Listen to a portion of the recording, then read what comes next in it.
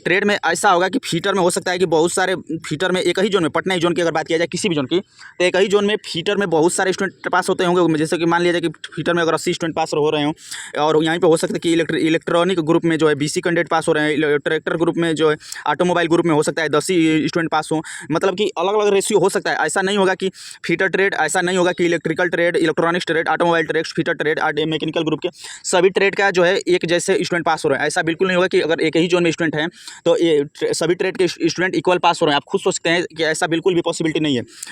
अलग अलग जोन में ऐसा होगा, किसी जोन में हो सकता है कि फीटर के ज़्यादा स्टूडेंट पास हो रहे हैं, किसी जोन में ऐसा होगा कि ऑटोमोबाइल सेक्शन के ज़्यादा स्टूडेंट पास हो रहे हैं, किसी जोन में ऐसा होगा इलेक्ट्रॉनिक्स सेक्शन से ज़्यादा स्टूडेंट पास हो रहे हैं, किसी जोन में ऐसा होगा ऑटोमोबाइल सेक्शन से ज़्यादा स्टूडेंट पास हो रहे हैं। तो यही बात आपको कह रहे हैं कि जिस भी जोन से अगर मान लीजिए किसी जोन में अगर फीटर ट्रेड के ज़्यादा स्टूडेंट पास हो रहे हैं, तब तो वहाँ पे फीटर के स्टूडेंट फाइनल सिलेक्शन भी ले जाएंगे। लेकिन नॉर्मेशन का रूल होता है। नॉर्मेशन कब होता है? तो नॉर्मेशन का रूल होता है कि जब पेपर का लेवल एक जैसा ना हो, पेपर का लेवल में डिफरेंट हो, तो वहाँ पे नॉर्मेशन किया जाता है। जब पेपर के लेवल में अंतर हो, पेपर का लेवल एक जैसा ना हो, डिफरेंट हो, तो वहाँ पे नॉर्मेशन किया जाता है। ये रेलवे बोर्ड का नियम है। तो पार्ट बी में नॉर्मेशन 110%। हाय फ्रेंड्स, अगर आप वीडियो पे हैं तो आपसे रिक्वेस्ट है एक बार चैनल का प्ले लिस्ट जरूर चेक करें। इस वीडियो में आपको बताएंगे कि ट्रेड पार्ट बी LPCVT 2 का जो एग्जाम हुआ है 28/7/2026 को, उसमें ट्रेड यानी पार्ट बी में नॉर्मेशन होने की पूरी संभावना है। तो इस वीडियो को अंत तक जरूर आपको फैक्ट और डाटा के साथ बताएंगे क्यों हम ऐसा कर रहे हैं कि इस बार नॉर्मेशन होना चाहिए ट्रेड में। तो आप वीडियो को अंत तक जरूर वॉच करें और फैक्ट और डाटा के साथ आपको बताएंगे। देखिए, अभी 6 दिन पहले चैनल पर अपलोड किए थे कि अगर आपके इतना मार्क्स है तो आप साइको के लिए तैयारी करें। और LPCVT 2 में ट्रेड में भर्ती बोर्ड जो क्वेश्चन इग्नोर करके ज़बरदस्ती फेल करता है, तो उसके लिए इस वीडियो को जाकर जरूर देखें। क्योंकि देखिए, हमको बहुत सारा कमेंट आया, बहुत सारे स्टूडेंट के 70, 75, 65, 68, 80 तक नंबर हैं, लेकिन वो ट्रेड में कुछ नंबर के लिए फेल हो गए, 1 नंबर 2 नंबर के लिए। तो आपको बताएं कि नॉर्मेशन होने की पूरी पॉसिबिलिटी है। अब देखिए, 12 घंटा पहले चैनल पे पूछे थे कि कितने कैंडिडेट पास है, तो देखिए मात्र पास होने वाले कितने कैंडिडेट हैं? 48%, यानी लगभग 50% स्टूडेंट ही है जो ट्रेड क्वालिफाई कर रहे हैं। 50% स्टूडेंट ऐसे हैं जो ट्रेड में फेल हो चुके हैं। तो अगर आप फेल हुए हैं तो आपको ये वीडियो अंत तक जरूर देखनी चाहिए। अब हम बात करेंगे कि देखिए, पार्ट ए में नॉर्मेशन होने की 1% चांसेज नहीं है। पार्ट ए में नॉर्मेशन होने की 1% चांसेज नहीं है। जो भी चांसेज है वो पार्ट बी में बन रहा है। ऐसा क्यों कर रहे हैं? देखिए, अभी हम आपको बताएंगे। पार्ट बी में ये सब ट्रेड है। तो देखिए, वीडियो को अंत तक जरूर वॉच करिएगा। देखिए, परीक्षा पहले थोड़ा सा आपको ओवरऑल देंगे। तो देखिए, CVT 2 का एग्जाम कब हुआ था? 28 जुलाई 2026 को हमारा CVT 2 का एग्जाम हुआ है। जो इस बार वैकेंसी की संख्या है, जिससे 2025 वैकेंसी जो है, ये 2025 की वैकेंसी है, जिसमें टोटल 10,970 पोस्ट हैं। CVT 2 के लिए 1,58,705 कैंडिडेट का सिलेक्शन हुआ था जो CVT 2 एग्जाम देने थे, और आंसर किया ये है 5 अगस्त 2026 को।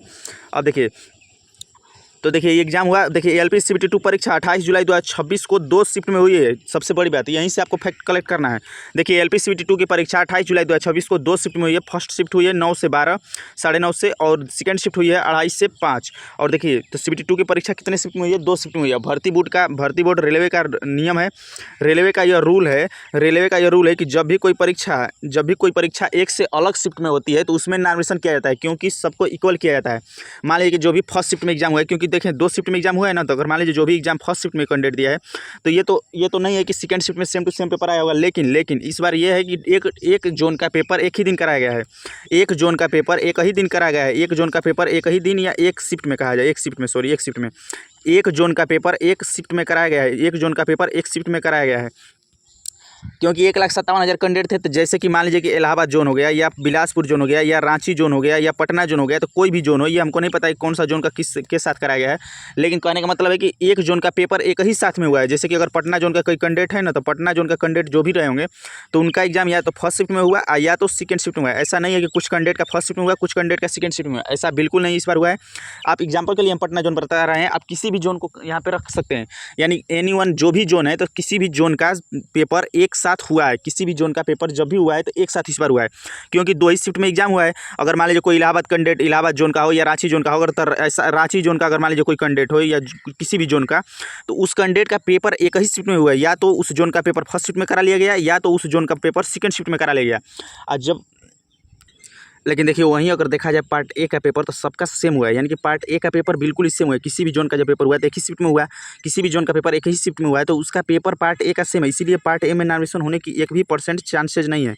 पार्ट ए में नॉर्मेशन नहीं होगा एकदम 110% पार्ट ए में नॉर्मेशन नहीं होगा, क्योंकि सबका पेपर एक जैसा रहा है। क्योंकि 75 क्वेश्चन जो भी पूछे जाते हैं, 100 क्वेश्चन, 50 क्वेश्चन बेसिक साइंस और इंजीनियरिंग ड्राइंग के, और 50 क्वेश्चन जो है और 50 क्वेश्चन में मैथ और रीजनिंग। तो पार्ट ए में तो नार्मिशन होने की 1% चांस नहीं है, क्योंकि पार्ट ए का जो भी जोन का पेपर होगा सेम रहा होगा। लेकिन पार्ट बी में नार्मिशन होने की संभावना क्यों बन रहा है, ये बात अब हम आपको असली फैक्ट बता रहे हैं। तो पार्ट बी में नार्मिशन होने की संभावना क्यों बन रहा है, क्योंकि देखिए पार्ट ई में जो है अलग अलग ट्रेड हैं, पार्ट बी में अलग अलग ट्रेड हैं, पार्ट बी में अलग अलग बहुत सारे ट्रेड हैं। जैसे कि आप ट्रेड देख सकते हैं, तो पार्ट बी में ट्रेड अलग अलग हैं। कौन कौन से ट्रेड हैं तो देख सकते हैं। पार्ट बी में ट्रेड, जैसे कि जानते हैं कि पार्ट बी में ट्रेड क्वालिफाई करने के लिए 35% मार्क्स चाहिए आउट ऑफ 100, और जब इसे आउट ऑफ 75 करेंगे तो हमारा होगा 26.25 मार्क्स। अब बहुत सारे ऐसे कैंडिडेट हैं जिनके पार्ट ए में बहुत अच्छा मार्क्स है, लेकिन पार्ट बी में कुछ पॉइंट के लिए 1-2 नंबर के लिए फेल हैं। तो आपको ये वीडियो आपको इसीलिए बता रहे हैं। तो देखिए पार्ट बी में ट्रेड कितने हैं, तो ट्रेड आप देख सकते हैं। इलेक्ट्रिकल ट्रेड में कौन कौन सा आता है, इलेक्ट्रॉनिक्स इंस्ट्रूमेंट, वायरमैन, ये सभी ट्रेड है। फिर देखिए इलेक्ट्रॉनिक्स में आता है ये सब ट्रेड। फिर देखिए मैकेनिकल ग्रुप में आता है fitter trade, mechanic trade, tractor mechanic, turner, heat engine, ये सभी आता है मैकेनिकल ट्रेड में। फिर देखिए ऑटोमोबाइल ट्रेड में आता है मैकेनिक, फिर ट्रैक्टर मैकेनिक, फिर हीट इंजन, एसी, ये सब ऑटोमोबाइल ट्रेड में आती है। यानी कि ट्रेड का प्रकार, ट्रेड कई प्रकार के हैं, ट्रेड में जो है ना विभाग कई हैं। तो पार्ट ए का जो पेपर आओगा किसी भी जोन का, तो पार्ट ए का पेपर सभी जोन का, यानी जिस भी जोन में आप फॉर्म अप्लाई किए हैं तो आपका पेपर एक ही साथ हुआ है। जैसे हम एग्जाम्पल के तौर पर मान लीजिए हम पटना जोन को ही लेकर चलें, तो मान लीजिए अगर पटना जोन का कोई कैंडिडेट स्टूडेंट है, जो भी स्टूडेंट है, तो सबका पेपर एक ही साथ एक ही शिफ्ट में हुआ है।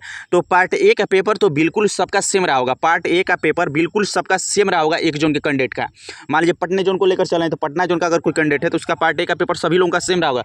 लेकिन पार्ट बी का पेपर डिफरेंट रहा होगा, क्योंकि पार्ट बी का पेपर डिफरेंट रहा होगा क्योंकि अलग अलग ट्रेड हैं। तो पार्ट बी में कोई स्टूडेंट डाला होगा जो मैकेनिक से होगा, कोई ऑटोमोबाइल ग्रुप से होगा, कोई इलेक्ट्रॉनिक्स ग्रुप से होगा, कोई इलेक्ट्रिकल ग्रुप से होगा, कोई फीटर डाला होगा, तो कोई ट्रैक्टर मैकेनिक डाला होगा, तो कोई हीट इंजन डाला होगा। यानी कि सबके पेपर अलग अलग हुए हैं। जैसे कि पार्ट बी में पेपर जैसे बहुत सारे स्टूडेंट के अलग अलग रहे हैं।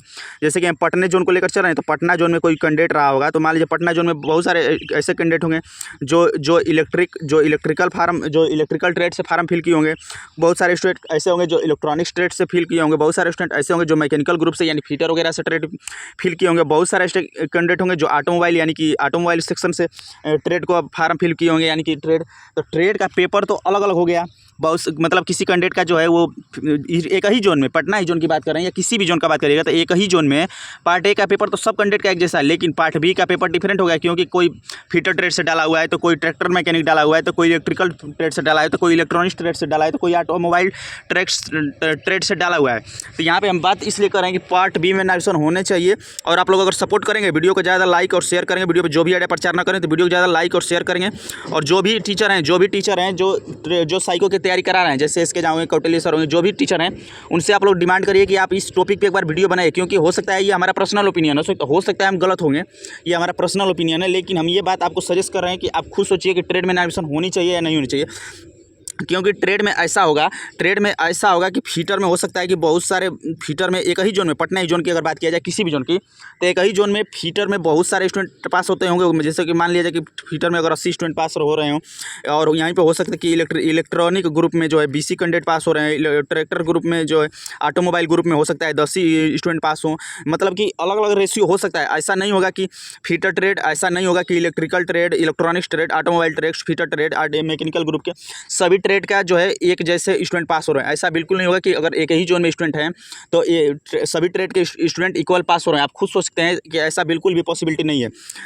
अलग अलग जोन में ऐसा होगा, किसी जोन में हो सकता है कि फीटर के ज़्यादा स्टूडेंट पास हो रहे हैं, किसी जोन में ऐसा होगा कि ऑटोमोबाइल सेक्शन के ज़्यादा स्टूडेंट पास हो रहे हैं, किसी जोन में ऐसा होगा इलेक्ट्रॉनिक्स सेक्शन से ज़्यादा स्टूडेंट पास हो रहे हैं, किसी जोन में ऐसा होगा ऑटोमोबाइल सेक्शन से ज़्यादा स्टूडेंट पास हो रहे हैं। तो यही बात आपको कह रहे हैं कि जिस भी जोन से अगर मान लीजिए किसी जोन में अगर फीटर ट्रेड के ज़्यादा स्टूडेंट पास हो रहे हैं, तब तो वहाँ पर फीटर के स्टूडेंट फाइनल सेलेक्शन भी ले जाएंगे। लेकिन नार्मिशन का रूल होता है, नार्मिशन कब होता है, तो नार्मिशन का रूल होता है कि जब पेपर का लेवल एक जैसा ना हो, पेपर का लेवल में डिफरेंट हो, तो वहाँ पे नार्मिशन किया जाता है। जब पेपर के लेवल में अंतर हो, पेपर का लेवल एक जैसा ना हो, डिफरेंट हो, तो वहाँ पे नार्मिशन किया जाता है। ये रेलवे बोर्ड का नियम है। तो पार्ट बी में नार्मिशन 110% होनी चाहिए। तो देखिए वीडियो हेल्पफुल लगी तो वीडियो को लाइक शेयर और अपनी राय जरूर कमेंट बॉक्स में कमेंट करें, क्योंकि ये हमारा पर्सनल ओपिनियन है। ये हमारे कहने का मतलब ये है कि पार्ट बी में ट्रेड में पार्ट बी में एक ही जोन का पेपर एक साथ कराया गया है। तो पार्ट ए का तो पेपर सब कैंडिडेट का सेम रहा है, लेकिन पार्ट बी में डिफरेंट हो सकता है। उसी जोन में हो सकता है कि फीटर के ज़्यादा स्टूडेंट पास हों या ट्रैक्टर मैकेनिक के ज़्यादा स्टूडेंट पास हों। और कोई मान लीजिए जैसे इलेक्ट्रॉनिक्स ट्रेड हो गया, तो हो सकता है इलेक्ट्रॉनिक्स ट्रेड का पेपर ईजी आ जाए, तो ज़्यादातर स्टूडेंट इलेक्ट्रॉनिक्स ट्रेड के उस जोन में पास हो जाए। लेकिन अगर फीटर ट्रेड का मान लीजिए क्वेश्चन थोड़ा सा टफ आ गया, तो वहाँ पर स्टूडेंट फेल हो जाएंगे। तो रेलवे बोर्ड का नियम ही है। देखिए देखिए भर्ती रेलवे बोर्ड का नियम है कि जब भी जैसे कि इक्वल किया जाता है, जैसे कि अगर नॉमिनेशन कब किया जाता है, जबकि पेपर के लेवल में अंतर आता है तो नॉमिनेशन होता है। तो हमारे कहने का मतलब है कि ट्रेड पार्ट बी में तो लेवल में ज़रूर अंतर होगा। ऐसा हो नहीं सकता कि फीटर ट्रेड के भी इक्वल कैंडिडेट पास हो, इलेक्ट्रॉनिक्स ट्रेड के भी, ऑटोमोबाइल ट्रेड के भी, यानी सभी ट्रेड के इक्वल कैंडिडेट पास नहीं हो सकते। ऐसा बिल्कुल भी 1% भी चांसेस नहीं है कि सभी ट्रेड के इक्वल कैंडिडेट किसी भी जोन में पास हो। तो उस हिसाब से भर्ती बोर्ड को नॉमिनेशन करना चाहिए। आपकी क्या राय है आप जरूर कमेंट बॉक्स में कमेंट करें, और वीडियो अगर हेल्पफुल हो तो वीडियो को लाइक और शेयर जरूर करें। और जो भी टीचर साइको के लिए प्रिपरेशन करा रहे हैं उनसे आप लोग डिमांड करिए कि सर इस टॉपिक पे वीडियो बनाइए कि हाँ ट्रेड में नॉमिनेशन किया जाए, देखिए पिछली बार हम जो है हम साइको का प्रिपरेशन किए थे, तो देखिए साइको का क्लास भी चढ़ाए थे, आप जाकर देख सकते हैं। LPCBT2 साइको के लिए आप ओवरऑल एक थोड़ा सा फाउंडेशन व्यू ले सकते हैं, और जाकर वीडियो जरूर देखिए जिसमें हम बताएं कि आपके पार्ट ए में अगर नंबर कम है तो आप तैयारी करें या ना करें। और भर्ती बोर्ड पार्ट बी ट्रेड में क्वेश्चन इग्नोर करके ज़बरदस्ती फेल करता है, ये बात भी आपको प्रूफ के साथ दिखाए हैं। तो जाकर इस दोनों वीडियो को जरूर देखिएगा, आपको बहुत ही हेल्प होगा। अभी रिसेंटली वीडियो अपलोड किया गया है।